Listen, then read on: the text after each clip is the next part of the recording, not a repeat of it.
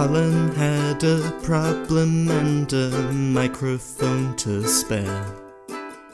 Thomas took it up and so the podcast went to air. For weeks and months they trolled through every single DVD. They've unwrapped all the ones they can and now they're cellulose free. Now they're cellulose free.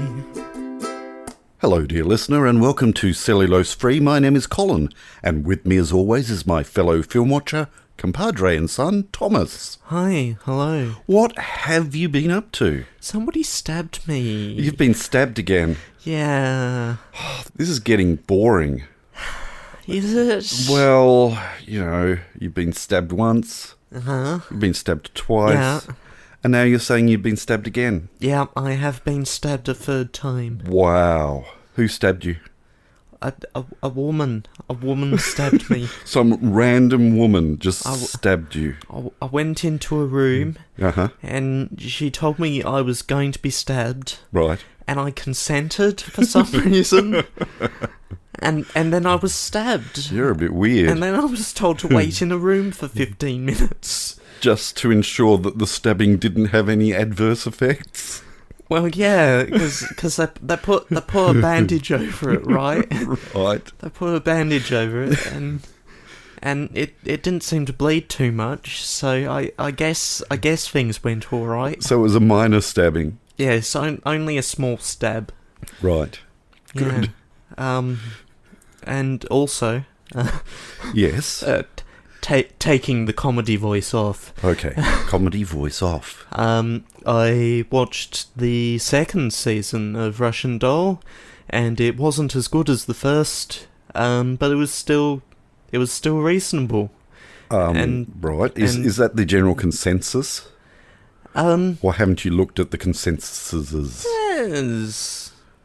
There's some people more down on it than others. There's some chatter on the interwebs? Who knows if it will get a third season? It's on Netflix, so probably not. No. Is it animated? No. Right, well it's safer than some other shows. Yeah. Netflix has, over the years, not been great to its animated... No. Or... any of its projects, really, but... It does have some weird favourites, though, that have sort of gone on and on and on, and not that I've watched some of them, but some of them have a premise that you think, you know, that's a one-season, solid season that you'll get out of that material, but no. Yeah. Apparently, those things keep making Netflix money and don't cost it that much to make. It is a strange thing. Yeah. Interrupting everything, just for a moment, for our dear listeners' information, the sound you may or may not be hearing in the background is not the air conditioner running. We are professionals. We have turned the air conditioner off. So we are sitting here in freezing conditions as it rains outside. Yes, and definitely not being distracted by the front door opening for... someone. The front door just opened, didn't it? Yeah, the front door just I didn't hear that because of all the rain. No, that we cannot turn off. No. I have no idea who's at the door and I don't care It's probably the deranged cat. Don't know. Well, there was a knock at the door. Was there? Yeah. Oh, okay. And then the door opened. Maybe it's some random chocolate drop.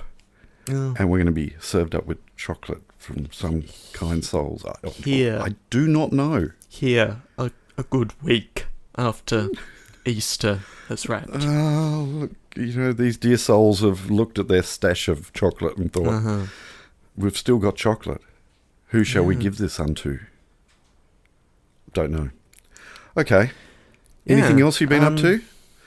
Russian doll being stabbed. Yeah. Being stabbed by a Russian doll. No, that one didn't happen. Right. No, I think that was about it for the week. Okay. I specifically did not measure any potholes. No, I did go out onto our little street and take large amounts of photos of potholes, but with no measurement stick, because they've actually started filling the potholes. The road well and truly needs completely resurfacing, but the budget won't come to that, so they're putting patches on patches that are on top of patches. So, yeah. That is the way of things. What have I been up to? Yeah, other than that. Other than that, I have gone for a couple of walks, one with a dear listener, and one who is not a dear listener. He's a dirty stop-out. And I can say that because he is not going to hear this because he is not a dear listener. Uh-huh. Yeah, not terribly long walks, but quite pleasant and marvellous vistas to be seen and photos to be taken, and it's good.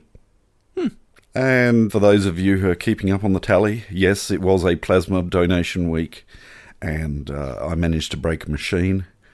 Oh. Well, I say I did it, but in fact the machine appears to not be wanting to accept the latest batch of things that they plug into the machines. So I was all sat down and comfy and had to move from one corner of the room to another corner of the room to another machine that was much more keen on extracting my vital essences.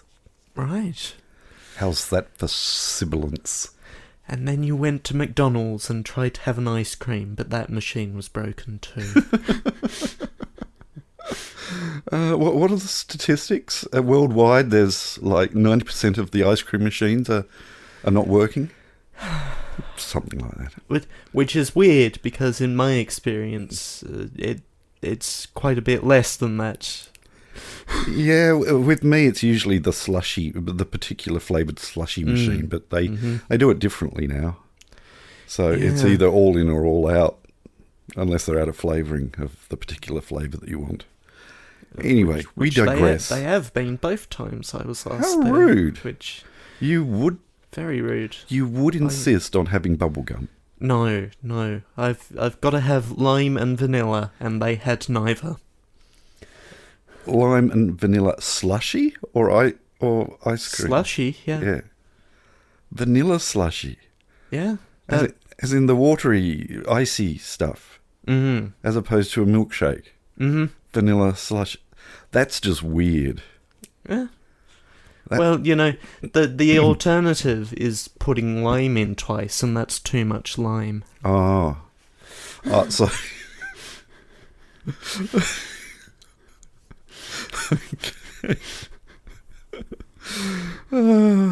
we need to expand your flavourful horizons, maybe. Lime and bubblegum. I don't want the other flavours. I want lime and vanilla. And they don't have either. Speaking of lime and vanilla, we have a film to watch. Yeah, which doesn't have anything to do with either of those. No. Although one could say that the KGB is the lime and the FBI is the vanilla. Could they? You could look at it that way. Should they? I'm reaching. What are we watching today? We are watching Little Nikita. As you'll recall, our regular dear listeners, we had a bit of a run, well, a single film of Sidney Poitier a while back. And we also had, a little more recently, a film with River Phoenix in it. Both of them were separate films, but I think made in roughly the same year, I'm thinking. Well, they team up. Yeah. In this film, Little Nikita, made in 1988, which I have not seen. Oh. No. I was sort of AWOL cinema-wise for 1988, other than watching the Sidney Poitier film that we watched a while back. Yes. So, I have not seen it. You have not seen it. No. So, would you tell our dear listeners who may or may not have seen it, what are we in for today? Little Nikita tells of a clean-cut, all-American boy who is shocked to be told that his parents are actually Russian spies, sleeper agents awaiting the call to action. Now, faced with choosing between the love of his parents and love for his country, his survival will depend on who gets to him first, the FBI or the KGB. The lime or the vanilla. Oh, sorry, the vanilla or the lime. Or some other alphabet agency. That's right. Thomas is going to take the disc out of its case, which is all the way over there. He's going to pop it into the machine. Which is also all the way over there. We're going to watch it all the way over here. Oh, but I need to go all the way over there. You will have to. Then we will talk about it after we've watched it, and we shall catch you on the flip side. Which is all the way over there. Over there. Over where? Behind that musical interlude. This is not a visual medium, you mongrel. Well, neither is a musical interlude. Tag. Oh, that's two in one. Anyway, let's watch this.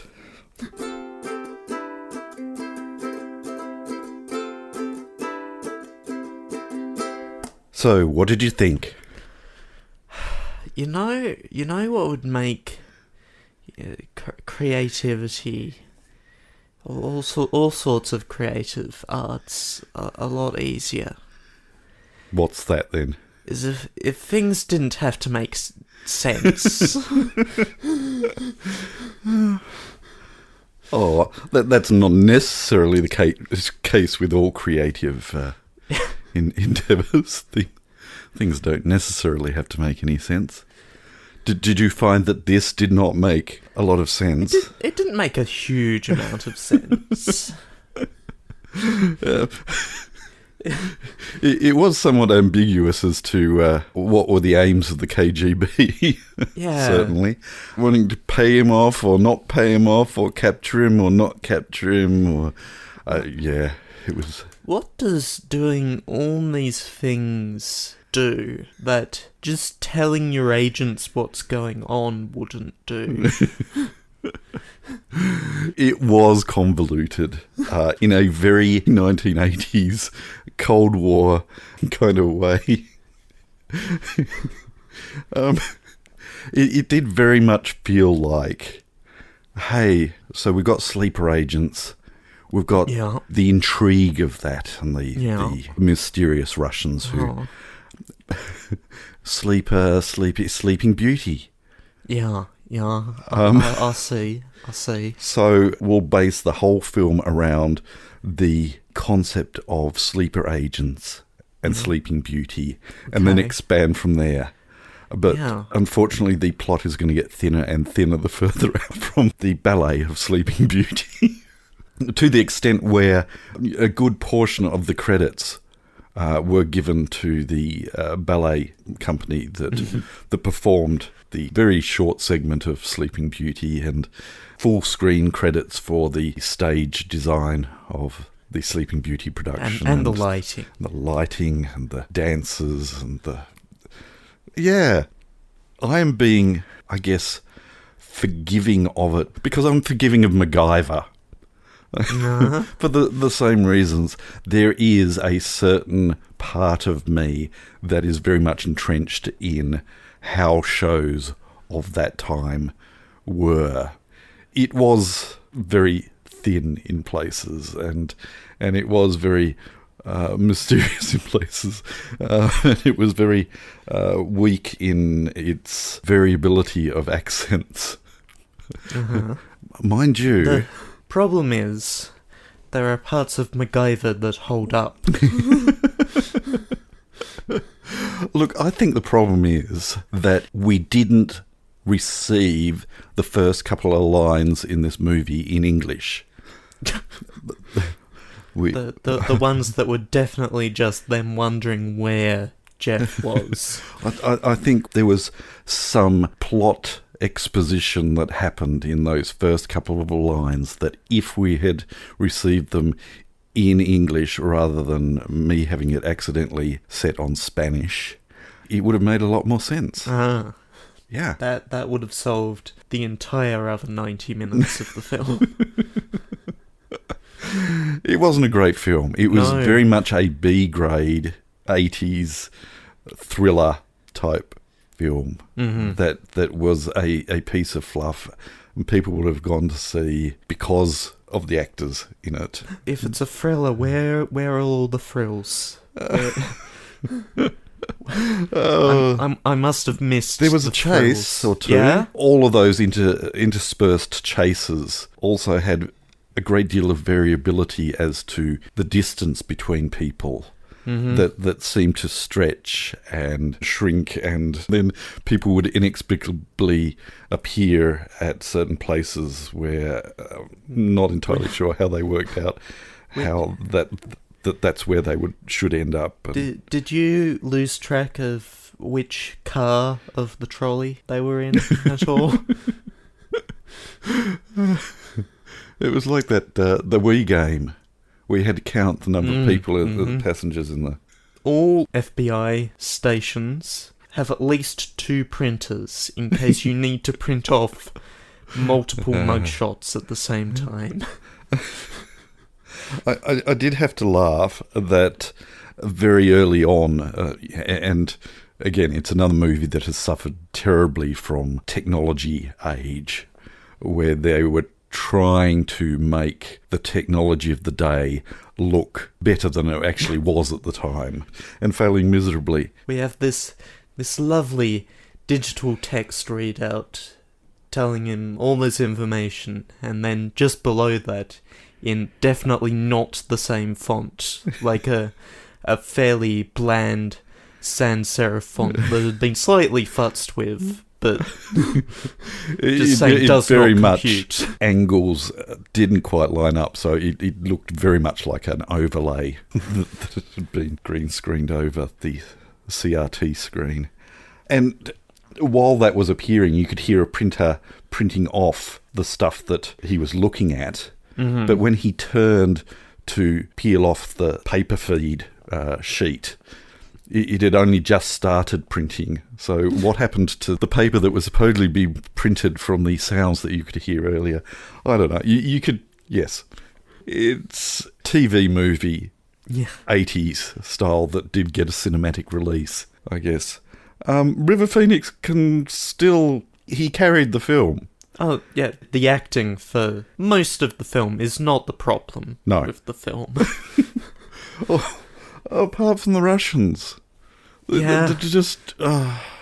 They really were. And the bad guy who... There were so many places where all he had was a knife and was incredibly vulnerable, but nobody took advantage of that vulnerability. How that big Russian guy on the boat managed to end up being killed, I just don't know. They were separated by a crowd at that point. I don't understand. The blood. The blood effects all through the film were shocking. Like when the mum had cut her hand with a knife. It looked like really weak tomato sauce. Yeah. I'm talking like tomato sauce rather than ketchup, which gets a little closer to looking like blood, but this was like orangey. And then the big guy on the boat, that's just red paint. Yeah. You've just put red paint down. I don't understand. It was like they assigned the work experience kid to, right, we've got one job for you, and that is the blood. Can you get us some blood? So first he tries the tomato. Yeah. Then he tries paint. And I mean, the puddle for the first guy that we see getting killed, the puddle on the floor wasn't too bad. No. But yeah. Anyway. I still like this film in some 80s slot in my life. Even though I've not seen this before, I think I got out of it what the directors, knowing what they'd churned out, were hoping and praying that anybody would get out of it. And nothing more. But you hated it. It's a no from me. It's a no from you. It's really strange having a feeling of nostalgia for a film that I've never seen before. It's really quite bizarre. And maybe it is the chemistry between Sidney Poitier and River Phoenix was good.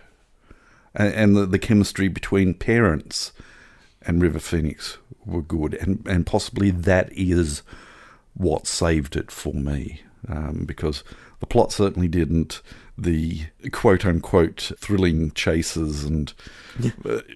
yeah. A slightly dodgy transfer. It was places. Not so much transfer, but the original film was certainly not in pristine quality. So they transferred what they had. The actual transfer was quite good, but let down extremely by the master film copy that they had to run off. Scratches and weirdness. What was the point of printing off that many magnifications of Constantine? I'm glad you bought. So we have a photo of Constantine, the Russian spy catcher, talking to someone, and then we zoom in a little bit more. We have another print off for that. Bit more. Keep going. Yeah. Okay, we're at extreme close-up now. And it's all from the same negative. Yes. But yes, each of these prints was in a little closer and a little more grainy, but from the same image, even though you could tell from the furthest out original image who it was in the photo. Yes. Oh, look, it's Constantine. Yes. I reckon it looked really good in the storyboard, but when they actually tried to pull it off in the film, well, this is what the storyboard says we do. It looks really cheesy. Oh, well. Because it was beats. He slapped down the first one, then the second one, then the third one, and it was meant to induce a sense of drama, I guess, and yeah, it didn't. Just zoom in on the picture. All right, it's a bad film, all right? It's not good. It was certainly no running on empty. No. And certainly was no shoot to kill. Got anything else? So was it worth the import? Did I import this one? No, I think this was a... I know it's from Australia, but was it worth getting it from wherever? I got it from Melbourne, I think. Right. Second hand. I got it very, very, very, very cheap. I think I got what I paid for. Uh-huh. Now I'm going to have to look up what I paid for it. Okay, I paid $9.99 for it. Right. Yep. That's free shipping? Yeah, free shipping. Yeah. Oh, okay. Yeah. No, happy with that. I got $10 worth of entertainment out of that. Well, actually, I got $5 worth. Did you get your $5 worth? Ugh. Good. Oh, do you have anything else to say? No. Other than, no, I don't think I do. We might move on then. The following segment is probably really boring. Dunkel wrote in. Hi, Dunkel. Unfortunately, went with the obvious. Really did choice. go. We did warn you, Dunkel, that I didn't end up going for the most obvious. So what did Dunkel go for? Dunkel ended up writing Spy Kid. Okay, so we watched Spy Kids last week. I give the recording file a 6-letter name. Mm-hmm. And Dunkel has guessed that I chose Spy Kid. Mm-hmm.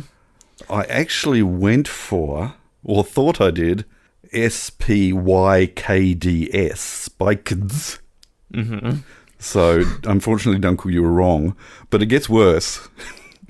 I went to do Spy Kids, but I actually ended up with Spiv Kids. Instead of a Y, I had a V, because... Again, my eyesight, and I've got a spinning wheel to select the letters, and if you spin it too fast, you go past it, and that looked like a Y. And all that being said, Dunkel, unfortunately, no, yet again, you haven't guessed. So that gives you an opportunity to guess this week what I managed to choose as the 6-letter file name for Little Nikita. Now, let's see how you go this week. And anyone else who wants to contribute, please, dear listener, have a go. Meanwhile, and I didn't bring it up for some reason. No, I probably should have. see, you keep doing this. Entuos Ferratu Hi, Entuos Ferratu. writes in. I would like to point out, Entuos Ferratu, that Thomas yet again has held out on me. Yeah. He writes in. I thought you'd left us, and here I was. Sorry, do go on. To say that last week's episode was good and not too short, but it was dumping rain, so he wasn't walking. On video games and movies. Ah, yes, right. Are there any good video game movies, in your opinion? As in movies that have... about video games, based on video games. Last Starfighter is the immediate standout, obviously. Uh-huh. If you say a film about video games, well, The Last Starfighter, and then, of course, Tron. Mm-hmm. Although whether Tron holds up or not is...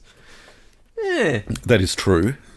The recent Jumanji films have been... Oh, alright. yes, because they're based on a mythical... Well, Last Starfighter is too, isn't it? Yeah. As for films based on video games, well, Tomb Raider. Sorry. I did not enjoy Tomb Raider. Now, which one? Lara Croft Tomb Raider or Tomb Raider? Because I haven't seen Tomb Raider, which is the more recent No, I reboot. haven't seen. I haven't. So seen Lara the Croft more Tomb recent Raider one. and Lara Croft. There was the second one. I've heard the more recent one also isn't very good. Yes, I have heard that too. Do you have anything else? Any other suggestions from that? Entuos Ferratu, Oh, he goes on. Also lists the previously misheard and mentioned The Wizard. Ah, right. Yes. As featuring the not yet released in America Super Mario Bros. 3, which he looks back on and finds is not a particularly good movie. So there's been Sonic the Hedgehog. Mm-hmm. I haven't seen. It's okay. Okay. Right. And what was the other one? Oh, that was Pokemon. So that's not the same, is it? Doesn't count. Yeah. Yeah. It's a multimedia franchise. It is. But it started with video games is kind of immaterial, in my opinion. Did it, or did it start with cards? That's a good question. I feel like it started. I thought it was with Pokemon video cards. Pokemon franchise. Franchise. From Franchise. Crème Fraîche franchise. French fries? Created by Satoshi Tajiri in 1996. That recent. Huh. Yeah. Okay. Began as Pocket Monsters Red and Green, a pair of video games for the original Game Boy handheld system. Ah. Developed by Game Freak and published by Nintendo Oh, there in we February of 1996. Huh. And now it's all sorts of things. It is a plethora of things. An absolute cornucopia of things. A whole gamut of things. I was going to mention something. You and I've were. done it. Ready Player One is a video game film, and it's not very good. No. Neither is what it's based on. It really could have been. You tried too hard, I think. How many things can we name? Do you want to just name some things for a whole film? Just... But not get the actual rights to name the really most obvious ones. Mm-hmm. Yeah. Go figure. And then, of course, Spy Kids 3D. Yep. Game over. Which I enjoyed. Yeah. I think what I enjoyed most about that was the avatars not in any way resembling the people who were playing. I think Yeah. the reveals there were... Heads on CG bodies. If Spy Kids is Rodriguez CG at its relatively restrained, Yeah. 3D is the exact opposite end. Oh, but how else was he going to get Ricardo Montalban in a film who, at that stage, was confined to a wheelchair, and to balance that out with the whole action film, we'll just CGI the whole gamut of it. Yeah, anyway. Thanks, Into Osferatu, for filling up this podcast. And I'm just checking Facebook now to see if I can recall anything that might have been worth bringing up. I do not recall anything, but... That's very helpful. Oh, yes. Yes. So Helen wrote in on our episode on Gattaca. and Helen isn't going to get to hear this friendly word of advice from us. Knowing that you're so far behind, we appreciate that you're trying to catch up, but making a random comment about an episode that we can no longer actually remember recording. Well, it doesn't particularly matter in this case, because she writes in to say that she thinks it is pronounced as it is spelt. I thought there was another comment, though. Oh, there's another. It was there's the other more, comment. Right. On It's Such a Beautiful Day and World of Tomorrow. Interesting, though she probably won't spend $80 to get it. There's something about dysgeusia? Yeah, see, I'm sure there was something about dysgeusia. I'm sure there was. Yeah. And I think... if you're going to comment about an old episode, you need to put it into context. and I think for the moment that's us caught up on her catching up. Good. Yeah, so very helpful. Oh, dear. Thank you all, you dear listeners, even though we give you grief. Please do continue to write in. Yeah, and give us grief. Yeah. We'll move on. Pick a film for next week so we can go to bed. Hey, it's your turn. It is my turn. Do you have plans? I was thinking of making plans, and then I didn't. Oh, dear. Yeah. So... See, I made plans for this week. Yeah, you did. And that paid off well, didn't it? Well, it paid off? Yeah, it definitely paid off. This is an episode? We set it up last week. Yep. And now we're here, having paid it off. Yes. Yep. Good. I'm just going to shake my iPad. You shake your iPad, which will randomly select a film from your list of films that you wish to revisit. Oh, okay. Oh, okay. This film is from 2011. Okay. And in some ways it's a reboot. Right. In other ways, not so much. Mm-hmm. It stars Jason Segel and Amy Adams. Right. Which... probably not the most notable in the film, to be honest. I'm trying to place those names, and again, are they names that should jump out at me and go, maybe. Yeah, maybe. I don't know. It's not River Phoenix or Sidney Poitier. No, certainly not in 2011. No. No. It's released by Disney. Is it? Uh-huh. A Disney film? Yes, yes. It's a musical. 2011 Disney musical. Mm-hmm. Right. Is it animated? No, it's live action. It's live action. This is making me even more ashamed that it's gonna be one of those dull. Okay. Well, I'm going to read the description. Oh, thank you. And it's going to become immediately obvious. Excellent. In the very first sentence. Uh-huh. Good. Because it will just give it away. It will. Good. Mm-hmm. While on vacation in Los Angeles, Walter, the world's biggest Muppet fan, his brother Gary, and friend Mary... You are evil. ...uncovered the... This is not what is on the back of the case, I can tell you, because it's mistranscribed. I feel like it might be uncovered the diabolical plan of a greedy oil millionaire, as opposed to just the diabolical of a greedy oil millionaire, to destroy the Muppet Theatre. Freeter. Freeter? Good. Freeter. Yes. Good. Now, the Muppet-loving trio must reunite Kermit, Miss Piggy, That sounds Fozzie like, Bear... hang on, that sounds like an insult. You Muppet-loving trio. and their friends to stage the greatest Muppet telethon ever and save their beloved theatre, even though they already did that in It's a Very Merry Muppet Christmas movie. The gang is back together in a must-own movie full of irresistible music and family fun. Huh.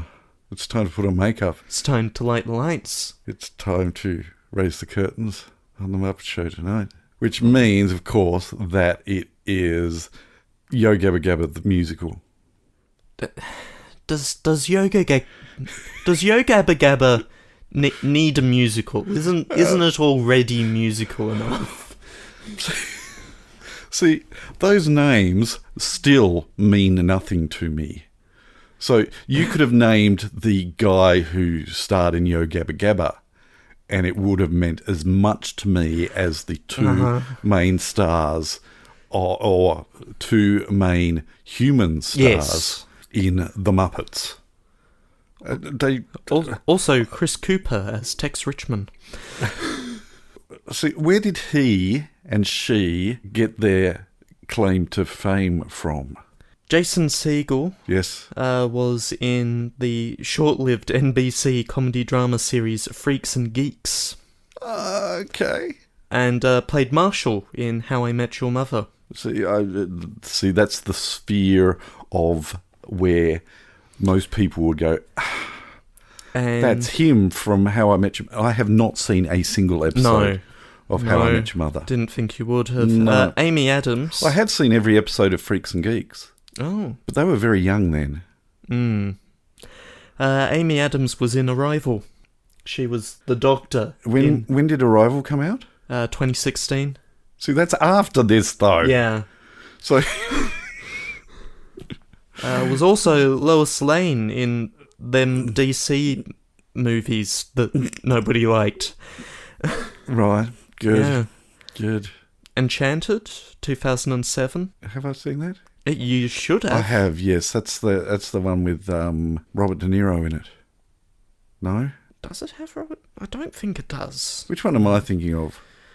Where he plays a cross-dressing pirate captain. That's something else. That's something else. Okay. Enchanted is the Disney one that sort of crosses over. That one. That one. Yes. Sort of crosses over between animated and live action. Yeah, and just makes fun of itself. I like that. Yeah, it's a good film. Yeah, I wouldn't mind revisiting that. Amy Adams anyway. also apparently in Catch Me If You Can at some point. But there's a bunch of characters in that film. Yeah. See, maybe my brain doesn't remember stars anymore. No. I think that's what it is. My brain's broken. Why bother anyway? No. Okay, so next week, we're going to watch The Muppets. 2011, as opposed to The Muppet Movie from 1979. Yes. Huh. See, I remember that. Yeah. My goodness. Why are there so many songs about rainbows? And what's on the other side? We will find out next week when we watch The Muppets 2011. You don't even need that that clarification because it's The Muppets as opposed to The Muppet Movie. Well, you've got to at least know that difference. You've got to disambiguate it from the very short-lived ABC sitcom. Right. Good. Okay. Yeah. We hope that you can join us. I hope that my brain is working. It's not likely. But until then, we'll catch you next time. Bye. You have been listening to Cellulose Free. Your hosts were Colin, who produces and edits the show, and Thomas, who makes the artwork and music. Cellulose Free is recorded in the Deranged Cat Studios in scenic Tasmania, Australia. We keep track of our extensive physical media collection through My Movies, which we highly recommend. You can find links to that, as well as other places you can find us in the show notes. Cellulose Free, is a Hi Hello production.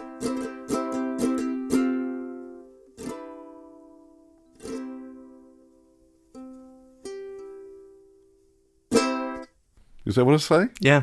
Good. Yeah, You're gaslighting me. That's no, what it is. I'm not.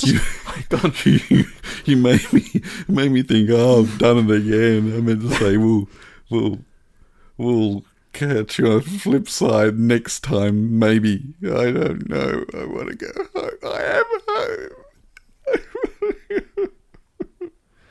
You are home. I want to stop. Then press stop. Make it stop. Only you can make it stop. No, my finger can, Mr. Bimbo. It's released by Disney. Okay. Is this Bumblebee? No. No, that wasn't released by Disney. I'll scratch that guess. That'll be edited. That will hit the cutting room floor, never to be heard of again.